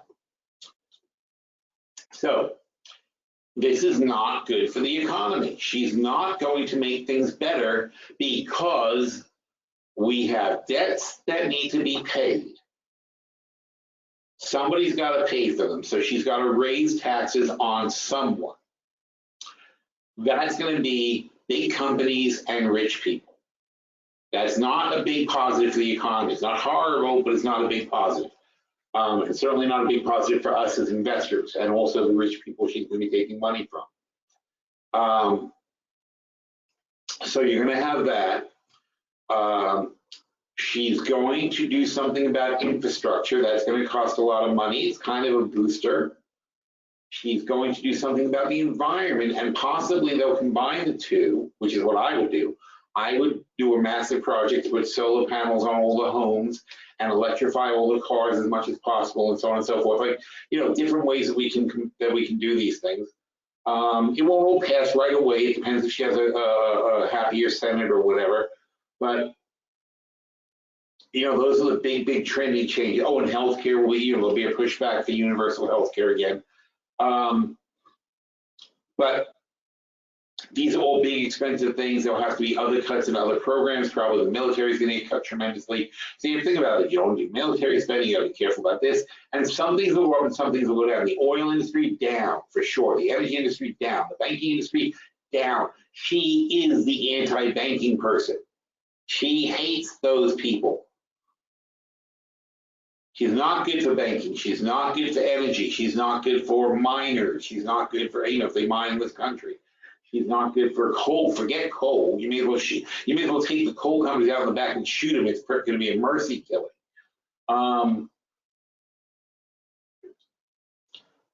So I can always be a Republican commercial, right? You scare people into donating. But you know, all these things do need to be done. You know, it's just, you know, we're killing this planet. We have to stop, and we have to stop immediately. Like that little girl said, it's like we're stealing her future. You know, shame on all of us. You know, we're destroying the planet that she has to live in. And we're taking away her future, and they're going to be burdened with the emergencies and the disasters and this and that and fixing it. You know, we have to do something, and we're being completely irresponsible right now the way we're doing stuff. Anyhow, let's see if Trump's saying anything coherent. Will support our efforts to achieve a mutually beneficial agreement with the European Union. They have to start doing something with the European Union because they have not been treating this country right. Oh my God, he just said we have to start doing something with the European Union because they have not been treating us right for many, many years. He repeated it, many years. Oh my God, he's now threatening a trade war with Europe. We also appreciate All right, so much for Trump helping the market now. Wow. Oh my God, I cannot believe he just did that. That's his response to the market being down 500 points. He's going to threaten Europe with a trade war. I mean, he is seriously just burning this place to the ground. Anyway, I'm sorry if you're a Trump supporter. I apologize. I'm just like, all right, back to the market. Anyway, Warren, right, Elizabeth Warren, not particularly great for the market. So the market could trend down 10% over the next couple of years, or it could be up 10%, or it could be flat, but it's not likely to be robustly higher like it's been. We're not going to have these huge gains. So the kind of trades we want to make are going to be defensive, and the kind of stocks we want to buy are the ones where they have a very solid bottom, the ones where you can't even imagine how they could go bankrupt. Like, you know, we have to really sit there and think, like, how can IMAX go bankrupt? How can Pfizer go bankrupt? What would cause that? What chain of events could happen that will cause this to go on? You know, so I was looking at, you know, Pfizer, obviously, they could always have a drug blow up or something like that, or they can be sued by how much of their opioid exposure is the first thing I'd want to know. That's the big problem that's holding these guys down. So, you know, in each company, that's how we're going to have to look at our watch list, guys. So they're not even going to make the watch list. If it's easy to think of a way that they can go bankrupt, like obviously the auto companies, you know, oil prices can go flying higher. Electric car companies can start kicking the ass of traditional car companies, and they don't adapt fast enough because for their model. It doesn't work for them to adapt too fast. And their repair revenues go way down, their parts revenues go way down. You know, there's a lot of benefits to electric cars. You don't have to fix them as much. And and the service revenues go down. So, you know, you start having issues where the dealers are collapsing. And this is happening right now. I mean, I see it already. The auto dealers are having a lot of problems because these electric cars don't need service. So what do? I mean, unless they break, they pretty much just go. So it's a problem for the car dealers to make most of their money off service revenues. And that model starts to fall apart on the auto dealers. And then you've got things like CarMax, which is something I wanted to invest in. They sell a lot of used cars. And the thing is that when you have these huge companies that are very internet savvy and focused on used cars, they start convincing people that used cars are better than new cars. And then less people will go to the dealerships to buy the new cars. Bad for the auto companies too. They don't want these cars to go right back into circulation. And this is again a big problem with electric cars, because an electric car, you think it's a negative, but the reality is on an electric car, you replace the battery and you pretty much have a new car. So it may be a lot of money to replace the battery, but when you replace the battery, you just got yourself a new car. It's going to go another 100,000 miles for you after you replace the battery. Other than, you know, it depends on how well they build the shocks and things, but there aren't as many moving parts in the electric car. So it doesn't wear out the same way that a regular car does. And that means that there's going to be a bigger used car market, and people are going to hold their cars longer, and cars will end up in circulation longer. And again, it's not about whether you hold your car or not, it's how long a car stays in circulation. The way the US car market works now, generally, you buy a new car, you sell your new car after you turn in your lease after 3 years, or you're sick of your car after 3 years or whatever, you get a new car, your 3-year-old car gets turned out used in America. But the second time, after 3 to 5 years of that car being in service after you've owned it, and the car is now into 100, 120,000 miles, those cars are still viable automobiles. They get shipped overseas mostly. And overseas, people buy old cars all the time. You know, we don't like to buy them in America. People don't like driving 10-year-old cars. But overseas, they start off with an 8-year-old car, and they'll keep it for like 5, 6 more years. If we start doing that with electric cars, that's going to be a problem. And also the driverless car thing is going to be a disaster. So, because if driverless cars catch on, and Uber and Lyft and people like that take over the driverless car thing, and people sort of get used to the idea of just like when you want a car, you push a button and the car shows up. You don't have to own the car. There won't be a driver. You don't have to ask someone to drive around. You don't have to put up with somebody. In fact, the way Apple is looking at it, Apple's saying that if you have an Apple car, effectively, an Apple environment in the car, what's going to happen is you're going to use your iPhone, you call Uber or whoever you're using for a car service, the car coming to you configures itself to your preferences. So in other words, it's the lighting the way you like it, the music the way you like it, the seats are the way you like it, everything in that car turns into everything you wanted your car to be like, and you just get in there and take your ride. Because these are going to be driverless cars picking you up. They're going to be maintained by the company, so they're going to be clean, like the way when you get into a Hertz car, it's sparkly clean basically. That's what's going to happen with these driverless cars. They're going to pit stop after a person is done with a trip. They're going to pit stop, or you know, I don't know if every time, but the gist of it is they're going to pit stop and get cleaned and taken care of, and by the time it goes back out, so nobody's going to have the stigma about, oh, I'm getting a car somebody else added or whatever. You know, some people are going to want to have their own cars, but you know, not frankly. I mean, once my generation, or once our generation dies out, my kids are going to be like, why do I want to own a car? It's cars are things that everybody shares and everybody rides in them, and you know, it's like a public transportation basically. And if you don't think that can happen, go to Europe and see how many people in the cities there own cars. None. They're like, why would I own a car? What would be the point? If you need a car, you go to a rental place and get a car. That's how cars work. You won't even have to do that anymore. Now, if you need a car, you push a button and say, here's where I'm going. Don't need a driver.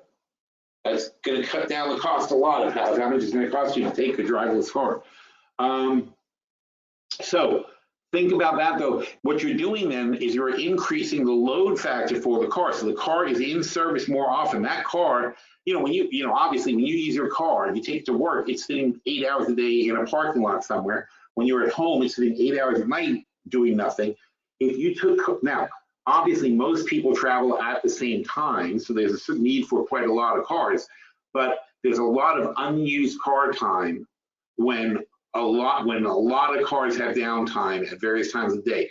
So probably a quarter to a third of all the cars that are in circulation would not need to be in circulation. But that right there is how you can see Ford going bankrupt, GM going bankrupt. If you tell them they're going to sell a quarter to a third less cars going forward, they're going to have to do massive plant shutdowns. They've got capacity to make this many cars. Then if you start saying now these cars, and not only that, but the cars are going to last longer because they're all being maintained by companies that have a vested interest in keeping them on the road longer. And now people aren't individually going to drive it, so nobody's going to get sold on all these luxury packages if they're not necessary. Also, the Uber and Lyft companies are going to be mass purchases of cars, so they're not going to put up with any kind of margin bullshit by the car companies. You can see the whole thing is going to, that whole industry is going to fall apart, and that's the dealerships and the auto companies themselves. It's going to be a complete disaster for those industries. Anyway, an example that was, it's an example of going forward. Now, on the other hand, you've obviously got things that are going to be huge, like organ replacement is going to be a huge thing over the next 20 years. They're figuring out all kinds of ways to replace your organs as they fail. So that's going to become a huge technology. There's going to be a big boost in biotech for that sort of thing. Gene therapy is a huge thing. DNA manipulation, huge thing. There's going to be cures for cancer all over the place. Lots of huge progress being made in cancer, and other medicines are coming along. Diabetes also is going to be probably effectively cured within 20 years. And again, they'll replace your pancreas and your liver if they need to. They'll just get a new one for you. A lot of that kind of stuff. There's going to be a lot of cool material stuff coming along. There's of course artificial intelligence. It's going to be huge, machine intelligence, the Internet of Things, connected devices. So there's going to be great, huge things to invest in, and all those things are things Elizabeth Warren would be very happy about. So these things are going to flourish, other things are going to die. But you know what? Those things are not in our portfolios right now. That's why we dump them. You got to start thinking about the next 2 to 5 years and what's going to be in your portfolio going forward, not what you had in your portfolio. And that's why there really aren't that many keepers out of our portfolios, because there aren't that many things where you can say, I can't see. This is the most important thing. I cannot see a way they can fail. I cannot see how this business won't exist in 5 years. And you've got to be really careful about that, because the world is going to be super different in the next 5 years than it was for the last 5 years. Whether we want it to or not, even if you re-elect Trump and keep that going, it doesn't matter, because international pressure, as you saw at the UN, if you were paying attention, where the little girl stared daggers at Donald Trump, that was the funniest thing. He walked past it, and literally, if she could have killed him with her eyes, he would be dead right now. And because he is the devil to her, and he is the devil to many people in Europe. And they're not going to keep putting up with this. The only reason that there's not repercussions now is because everybody thinks he's on the way out. So they don't want to get into a huge fight with America over Donald Trump's policies, because the rest of the world still perceives that these are not America's policies, these are Donald Trump's policies. And he's still talking. I got to hear what he's saying. Hang on a second. He's still going on.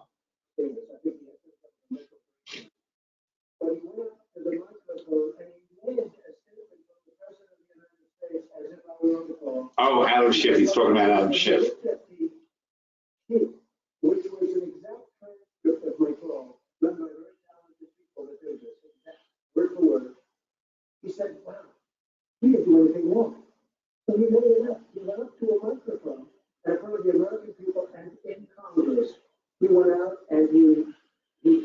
a whole presentation of what it said the President of the United States. See, Trump is saying Adam Schiff lied about this whole thing.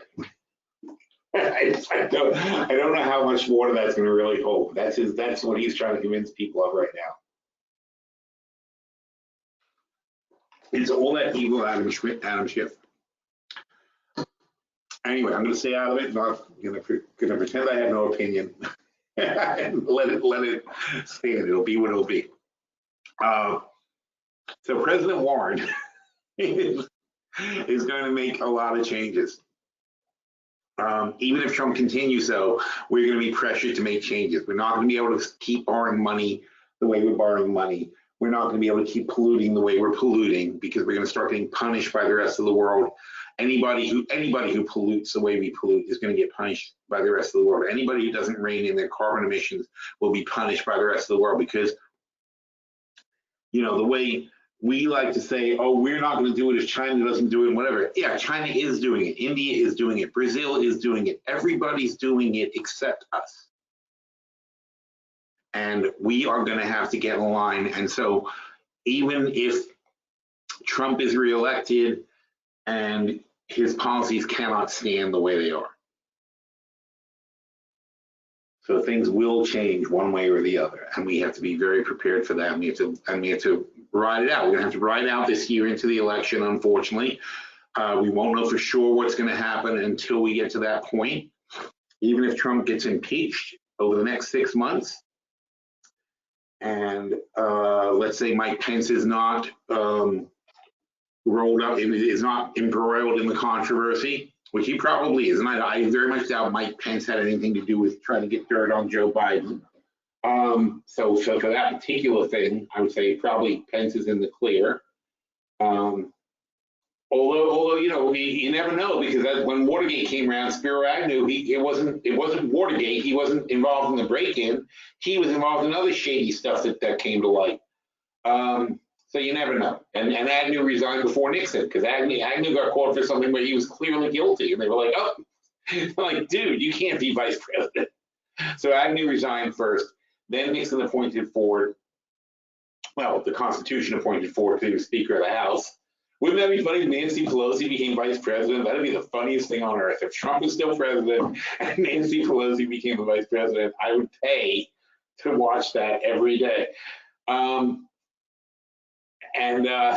That would be too funny. So assuming we have President Pence for 6 months, it's hard to imagine how he'd be reelected. It's very hard to imagine that no Republicans would run against him in the primaries. That'd be even worse. And given the short time frame, it would be a mess. It would be very, very hard for Republicans to win if Trump gets impeached. If Trump is kicked out of office, very hard to win. If he's not kicked out of office, very hard for Trump to win. That's where we're at right now. It's going to be very, very, very hard for Trump to get reelected. And obviously Bernie's in the hospital right now. He has a heart issue. I'm not even sure, you know, if I was his doctor, obviously I'd tell him not to jump back in the race. But if he takes a month off, the loss of momentum, yeah, it's not, and by the way, it's only like an angioplasty. It's not like a huge thing, but he's had blocked arteries. But still, you know, I mean, realistically, you're going to be a month off your feet, or at least, you know, not too stressful a month. And that's a lot of momentum to lose in the middle of a campaign like this. It's going to be very hard for him to catch Warren back up after this happens. That's why I keep saying Warren, because it's like I just think she's got a really good path right now. So anyway, so we don't know for sure what's going to happen. We have to keep our eyes out, but what we want to do is try to start picking stocks that we feel are going to be fairly bulletproof. So the value's got to be there. We have to see no way that they're likely to go bust and that they won't, you know, that they're going to have huge troubles. Even if the whole market drops 20%, we still don't mind owning them for the long term and waiting for them to recover. So that's what we're going to be doing. We're building this watch list. We're going to start putting these stocks together, and we're going to have to just take it very slowly and build our portfolio. But that's fine, because that's what we did 2 years ago. We didn't fill up our portfolios right away. We bought every month we bought a couple of stocks, 3, 4, depends on the portfolio. In the long-term portfolio, we probably put 10 trades in it to start, and then added a couple every month. In the short-term portfolio, we had our hedges, and then we would pick up some short-term trades. And by the way, pretty much every time you would take a hedge, we would also sell some puts in a bullish position. So that again is the way we start doing it. That's how we built the portfolio. It's a slow process, though, but it doesn't have to. You don't have to worry about that. If it goes well, then you'll make plenty of money anyway. Just like we were talking about this, just like the trade today, just like the 5 stocks that we made that made $25,000 by January 21st or January 20th. We did that last month, and they're already on track to make the money they're supposed to make. You'll do well. You won't do spectacularly well if everything goes up, but you'll do well. And if it doesn't do well, we add to the positions and we buy more stocks and we add more stocks into the portfolio. But that's how we started these portfolios, and they ended up with massive, massive gains. So the key is to look at how we're going to build these portfolios, but it all starts with what we're doing this month, which is building a watch list. And first we build a watch list, and then we turn the watch list into a buy list when the market conditions are right. And then the buy list turns into one by one, we start putting the positions on. And you can go back, looking at the portfolio we have here and looking at, if you go back in the portfolio tab, I think we talked about this last time.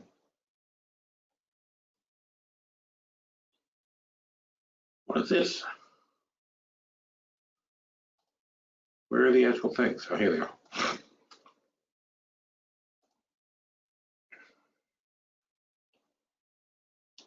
Oh, that's 2017.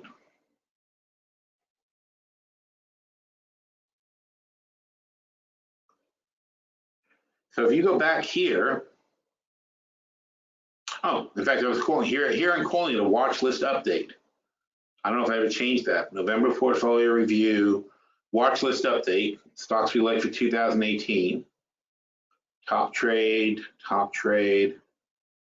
May portfolio. Okay, no, we never got past calling it a watch list. All right. Top trade. Okay, so on January 3rd, this is when we started our new portfolios. We had a watch list update.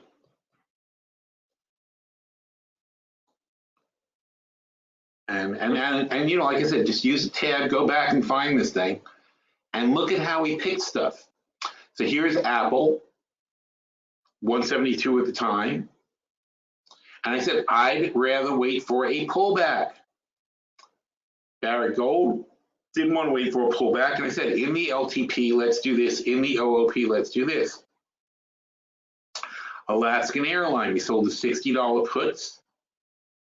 And they're above 60 now, so that worked out. So that's how we started in the LTP. Bed Bath & Beyond is actually lower than it was then by quite a lot. But we start off with a position there because we liked them.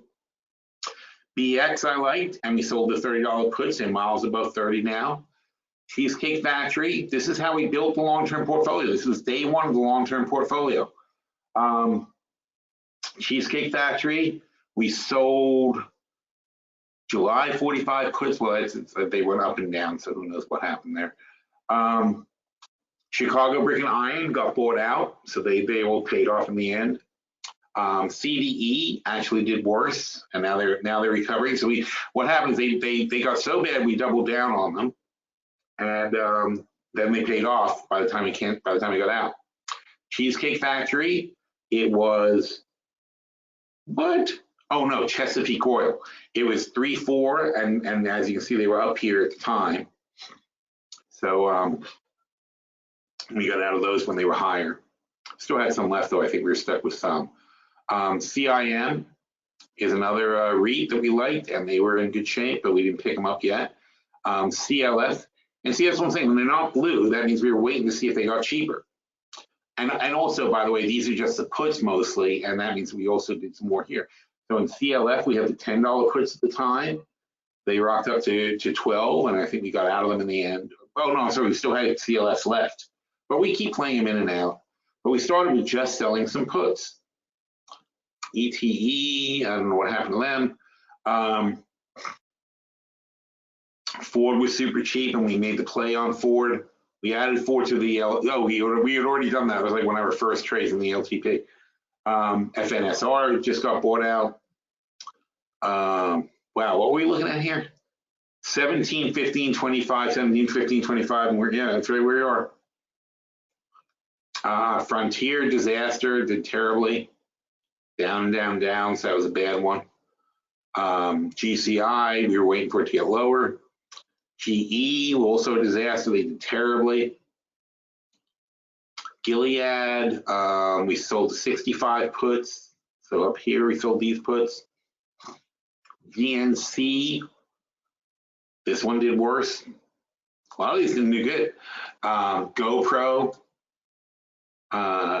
we sold $8 puts for GoPro, but we sold them for $375. So the net is only $425. And again, we got out of these. I mean, you know, when these things spike up, we ended up getting out of them. We didn't keep everything. H&R Block is another one. We totally got out of that one. We got up high. IMAX, as you know, we still have that, obviously. LB, we still have that. Macy's, we were in too early. It came down a lot. We said, oh, we start off at 39, and we sold, like, so we had 2,000 shares at 39. I'm sorry, 39,000. Oh, wait. No, it was only 20 bucks a share. Oh, it wasn't that bad. Okay, so it's 20 bucks. So it's 20 bucks a share, and we sold 22 calls for 350, which lowers it to 1650, and the 15 puts for 250, which lowers it to 14. So actually, that was our net entry on Macy's, was $14. That wasn't so bad. So we played it very conservatively at the time. NLY, we just talked about that one. PSA did very well. SKT has been bad, but we didn't take it. We were waiting for it to get cheaper, but we were looking at 25s, and now they're down to 15. SunPower has exploded higher in the end, but look at it coming back down now, so I like him again.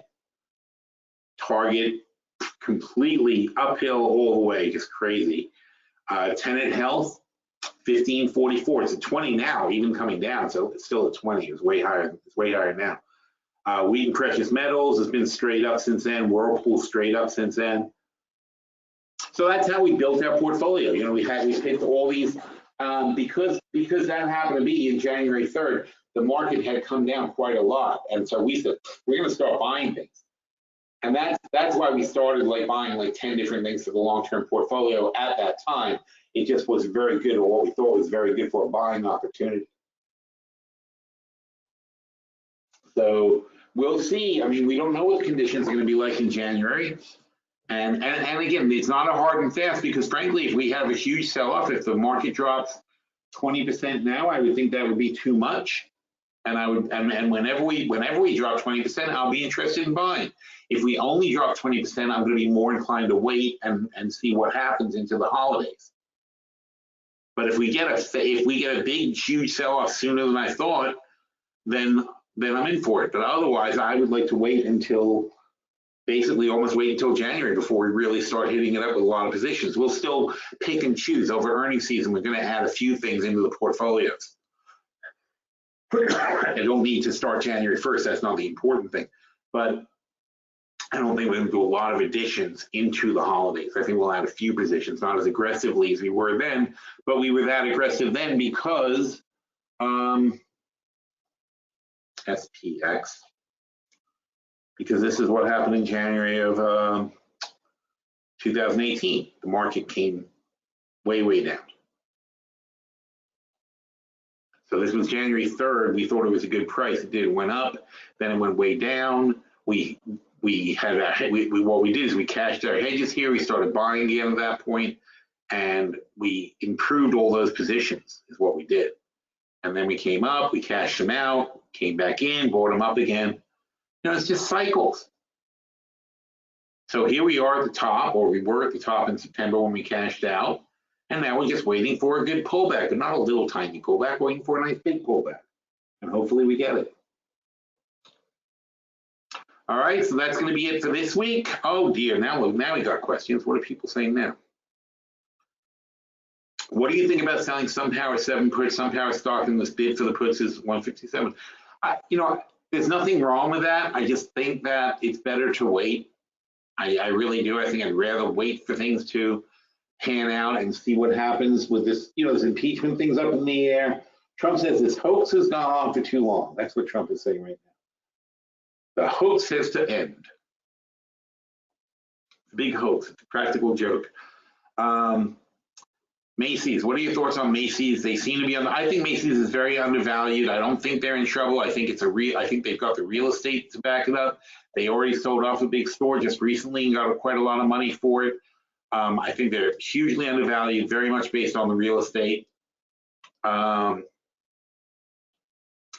again, it all goes back to, on the whole, I'd rather wait for earnings and see who really has the goods, at least into the November earnings, to see what they report, what they say, and what's going on. Well, Trump is he's still talking about Adam Schiff. Adam Schiff must resign. That's what he's saying now. I wish I had time to go. You just got to try to read, like, I don't know. I mean, try to read a neutral party's view on it, like, you know, or at least read the New York Times if you don't usually read the New York Times, or read the Washington Post, see what they have to say about this. Because from Trump's perspective, Adam Schiff is some super criminal who's making up lies about the president and blah, blah, blah, but that's not really thing. Now he's saying the whistleblower is vicious. So everyone's out to get him. That's the bottom line. So, you know, try to read, you know, if you're a conservative, fine, it's great, but make sure you at least read the other viewpoints to see what they have to say, and maybe that'll put a little light on what's going on here. Because, you know, if you just listen to Trump, the poor guy is being persecuted by everybody, and probably deserves statehood over this. Is what he's saying now. And I love the way he put out. The poor guy from Finland is just standing there like, what? Because the whole conference is now turned into this. He talked about Finland for 5 minutes, and ever since then it's been about this stuff. All right, anyway, what if Michelle Obama jumps into the race? Oh, well, please. I think that would be mean of her to do that. It would, you know, she'd have a good chance. I don't think it's fair to Elizabeth Warren for her to do something like that. I think that it would be great if she picked up and became the vice president to Elizabeth Warren. Then she'd have some really good training, and she could be president for 8 years after that, because she's not very old. But is that what she wants to do? You know, does she want? I mean, have you watched the show Veep? Things over now, but the show Veep, I used to love that show. That was about Elaine from Seinfeld, I forget, Julia Louis-Dreyfus. She's the vice president, and it's such a funny show. But I just can't imagine. It's just such a, you know, being vice president and being on the edge of power like that for 8 years while she waits it out would be, I think, torture. But on the other hand, I think, you know, you could definitely, the argument against her would be she hasn't got really the training. And I think being vice president for 8 years would be the perfect antidote for that. Seems to work for Biden, right? People give him a lot of credibility because he was vice president. New York Times reported that Schiff knew about the report prior. What does that mean? The New York Times reported that Schiff knew about the report prior. He knew about what, the whistleblower report? Why would that be a bad thing? I'm not sure I understand why that's bad. Oh, well, we'll talk about it in chat, because I gotta read it and find out what's going on. Trump will likely file suit against people in the Mueller probe. Now he's suing people. Well, this is so much fun. All right, thanks, guys. We'll check in on the madness again next week. And I'm going to hopefully tune up that watch list over the course of this week, and we'll have a lot more to talk about. All right, so thanks very much, and we'll see you again next week. Thanks, everybody.